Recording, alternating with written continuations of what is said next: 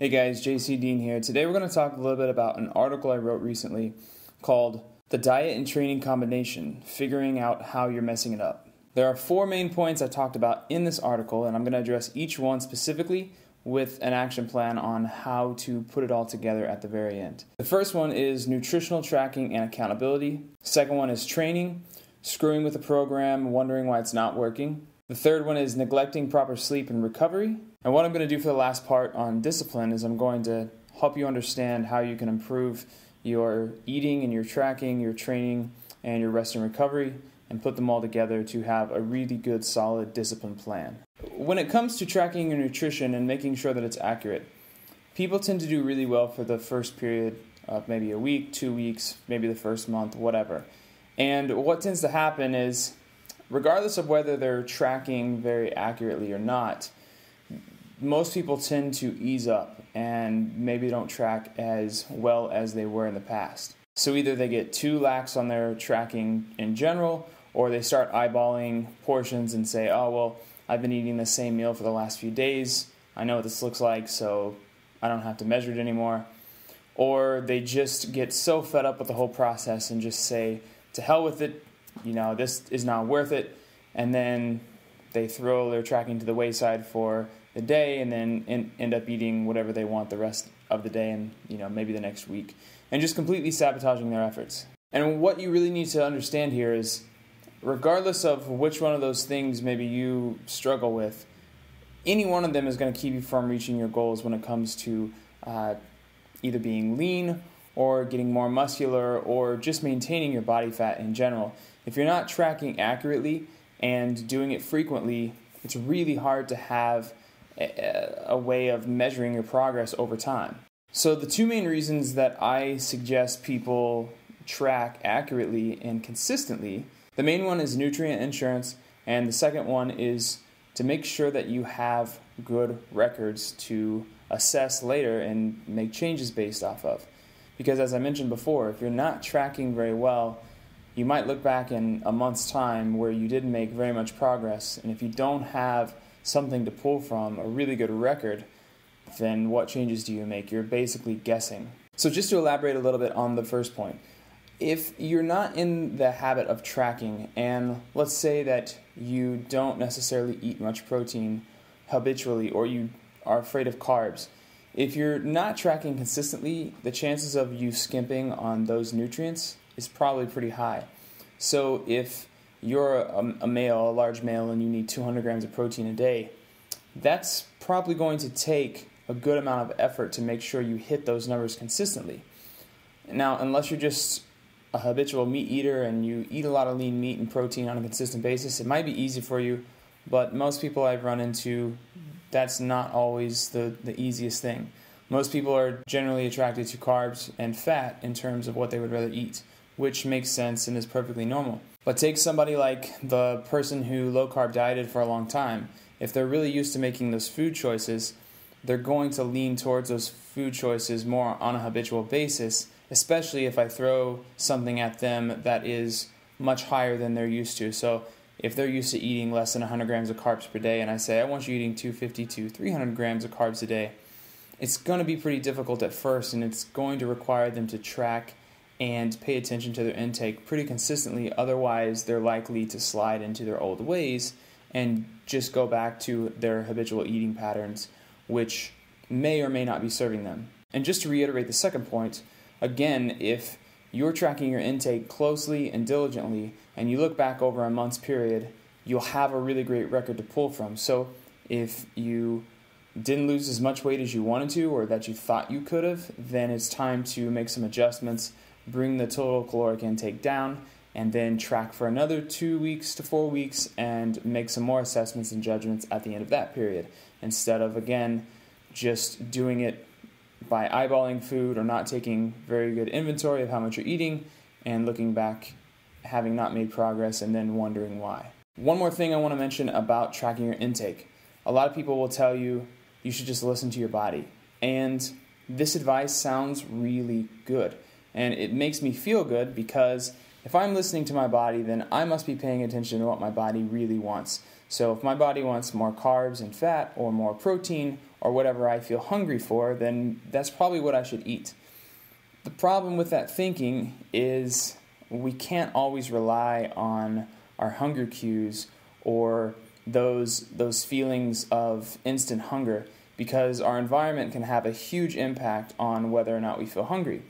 And even food choices that you make throughout the day can have a huge impact on whether or not you feel hungry. So if you were to choose foods that trigger major hunger signals later in the day, it's easy to overeat without feeling like you're overeating. But if you make food choices that give you a lot of satiety and make you feel full, you might not make choices later based on those food choices you made earlier in the day. Now, there's a lot that goes into this. I make a comment in the article below that if you just ate a meal, you feel really full, you feel good, you're satisfied, and you walk through a bakery. Now, even though you're not technically hungry, you might get a whiff of something that smells really, really good and decide, oh, I'm going to have this because I'm hungry, which may not be true hunger. It's just the environment, the smells, the aromas, the feeling it gives you, which makes you say, oh, I think I want to eat this, which is not really listening to your body, because your body's probably not sending the true signal of, oh, I'm hungry, I need energy.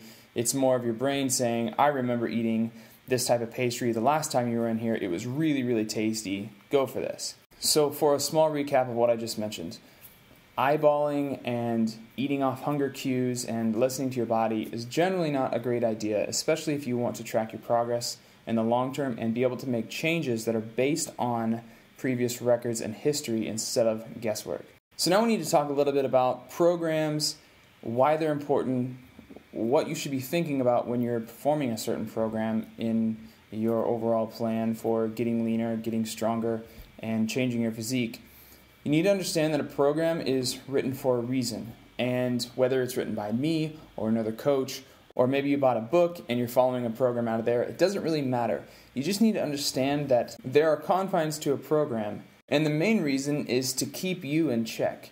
It's to keep you from doing too little work or way too much work, because at either end of the spectrum, typically you're going to get subpar results. If you don't do enough work, then you're not going to stimulate the body to adapt and change. So if you don't train hard enough and intense enough, you're not going to really tell the calories in the food where to go.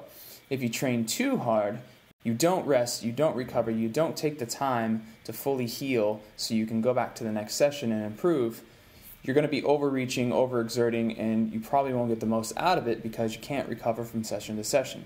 So most programs are written within the idea that you can recover fully and you'll get the maximum benefit from each session. I also want you to understand that there's no such thing as a perfect program. So if you want to do a 6-day program that hits every body part completely equally by the end of the week, but you only have 4 days to train, that 6-day program, no matter how perfect it is not going to work for you. Because in order to carry out the 6-day program, you have to train 6 days per week. There's no other way around it. I would rather you do a 4-day program that may not be quote-unquote the best or the most optimal, and do it very consistently on a weekly basis and look back over 3 or 4 months and not miss a single session, than try to do the 6-day program and maybe only train 6 days a week once or twice out of the entire 12 or 13, 14 weeks. Following the program as written and not adding or subtracting from it is basically following a form of constraint, which is something I'll talk about at the very end of this video when we talk about discipline. So remember, the program is written for a reason, and it's to keep you accountable to your diet, it's to keep you accountable to your goals, and it's also to make sure that you do the right amount of work that's going to get you from point A to point B. Because if you do too little, you're probably not going to get there. If you do way too much, you're probably going to burn out before you can even finish the program. Now, the last thing I want to mention before I talk about discipline and the confines of putting all this together is just your sleep habits. Sleep and recovery, in my opinion, are just as important as the training and the nutrition plan. You can have the best of training that you've ever come across, you can have the best diet plan in the world, but if you're not making enough time to sleep, rest, and recover adequately, all those efforts are going to be in vain. Now, you might make some progress, but you won't make the best progress if you don't get your sleep habits in order. Sleep hygiene is incredibly simple. When you think of sleep hygiene, you need to think of circadian rhythms. You need to think of eliminating blue light in the evening times. You should also think about your space, where you sleep, where your bed is at. You should think about the room temperature. Most people like between 65 and 70 degrees Fahrenheit when they go to sleep. And you should also think about consistent sleep and wake times. So to give you a little lesson on this, circadian rhythms is basically how we rise and fall with the sun setting. So as the sun's setting, in previous history and up until now, it's kind of gotten jumbled up. But throughout the dawn of man, we have generally gone to sleep as the sun goes down, and we tend to wake up as the sun comes up. Now, there are a lot of scientific reasons as to why this happens, but what you should understand is that it's really, really hard to cheat sleep. And we tend to get the best sleep based on our hormonal environments when we go to bed at night, typically, somewhere from 8 to 11 or 8 to 10, somewhere around there. It's different for everybody. And waking up in the morning, maybe not exactly when the sun rises, because depending on where you're at, it can vary drastically. But generally 6 to 8 a.m. is great for most people. And one of the problems, especially recently for my generation, is the blue light that we constantly have in our faces. So I'm speaking into my laptop right now. I have an iPhone. I have a tablet that I read pretty frequently. And those screens are producing a lot of blue light. A lot of that blue light is going to my eyes, and what's happening is it's actually messing up some of the hormones that are responsible for causing me to fall asleep. So blue light has been known to inhibit melatonin production, and we tend to start producing melatonin before it's time to go to sleep, and that's what helps us go to bed and stay asleep throughout the night, and then we wake up in the morning whenever melatonin production is low and cortisol is rising. I really want you to understand that circadian rhythm is really important. Getting at least 6 to 7, 8 hours is preferable of sleep per night. Yes, I know there are going to be some people who thrive on less, some people thrive on more, but in general, 7 to 8 hours seems to be the magic number. Make sure you get enough sleep. Make sure that sleep is quality. It's deep sleep. It's restful.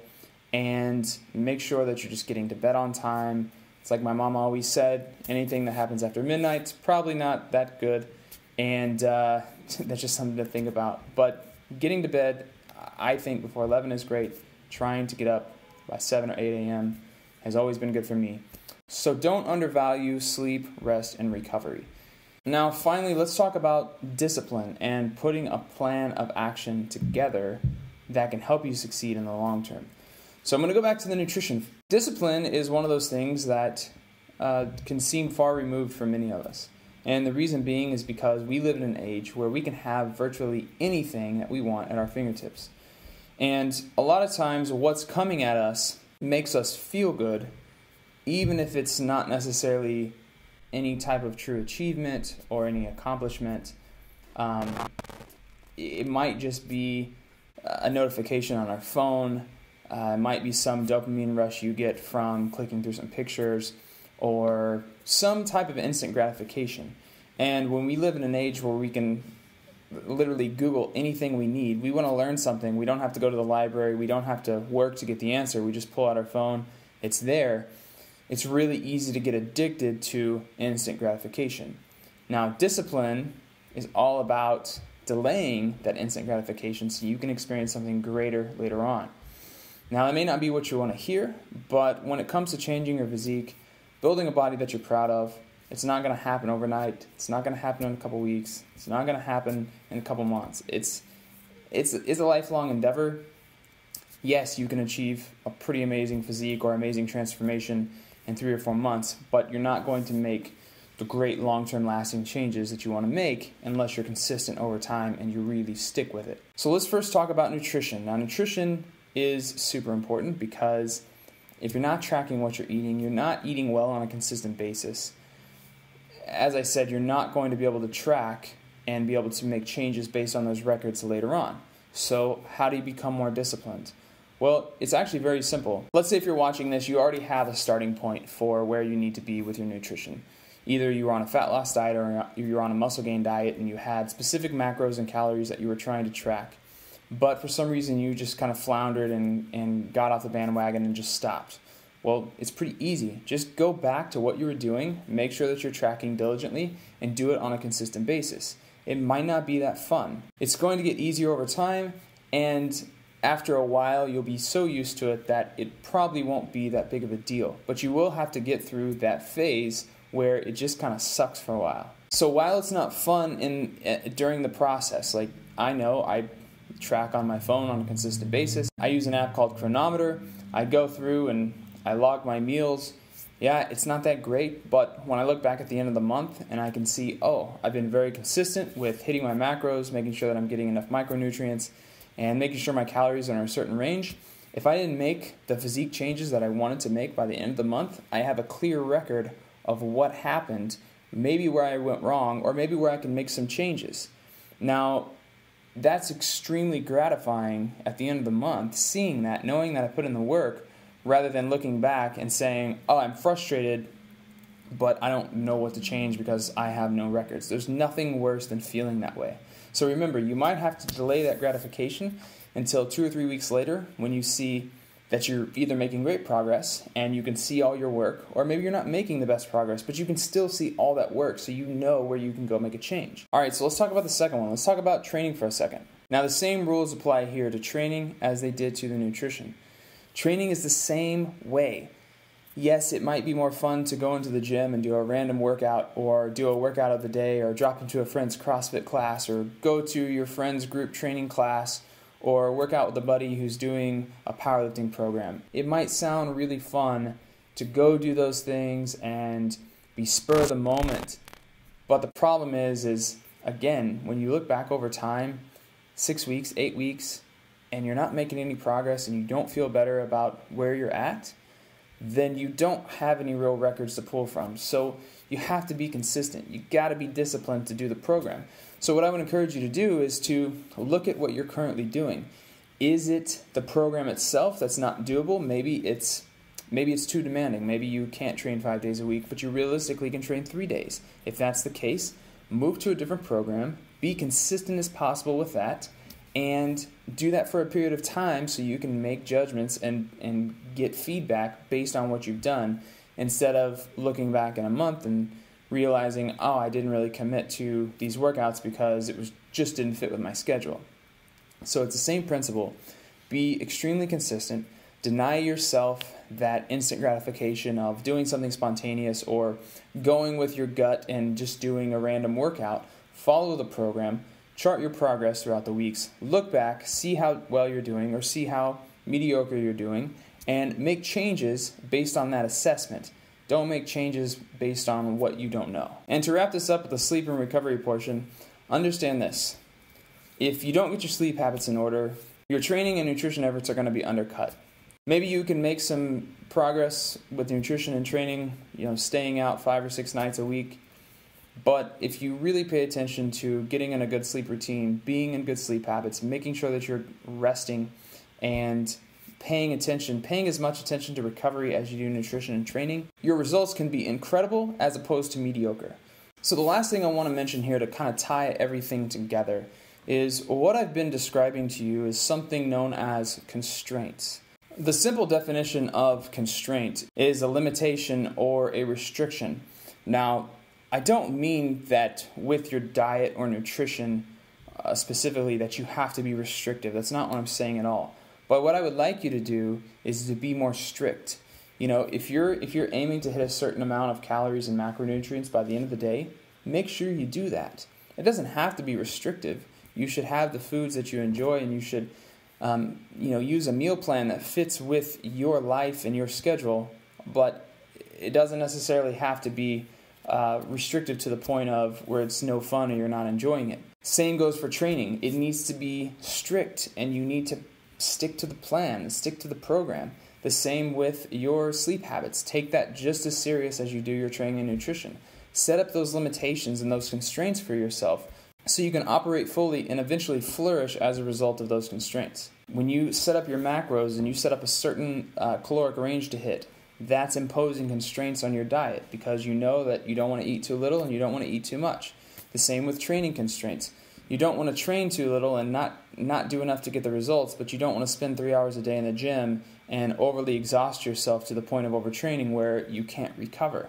The same is applied to sleep and recovery. You don't want to sleep so little that you don't get the most out of your recovery, but you don't want to sleep too much that you miss out on things that you should be doing during the day. So remember this, if you didn't get anything from this video, I want you to get this.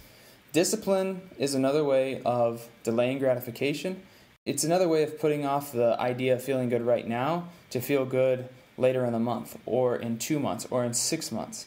And we do this by employing constraints in our lives, making sure that we set limitations and set restrictions on what we can and can't do based on what we want to feel and what we want to achieve in the future. All right, my name's JC Dean. Thanks so much. I'll talk to you soon.